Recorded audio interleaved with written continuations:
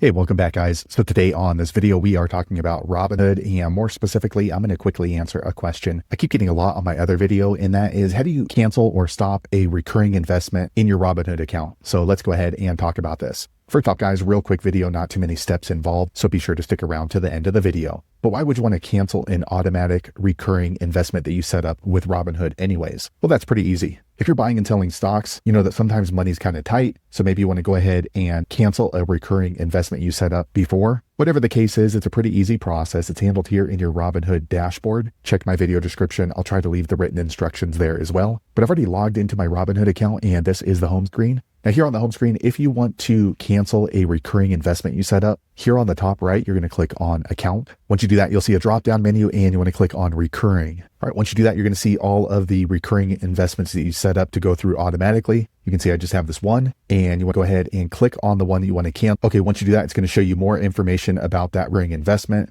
But if you want to go ahead and cancel this recurring investment, you have these two options down here. You can either pause the investment or completely end it. For today's video, we're going to go ahead and end it. So I'm going to click End Investment. All right, once you do that, you're going to get this pop-up. Are you sure you want to end your recurring investment on Robinhood? If so, click on the red End Recurring Investment button. Okay, quick second later, the page refreshes back to my recurring investments. Now you can see that automatic recurring investment has disappeared. So there you have it, guys. If you're wondering how to cancel an automatic recurring investment that you set up in Robinhood, that's the easiest way I know how to do it. If you know an easier way, be sure to leave a comment below. Let the rest of us know how you did it. Hopefully you found that video useful. If so, click thumbs up or maybe consider subscribing to my channel, and I hope to see you on the next video. Thanks again for watching.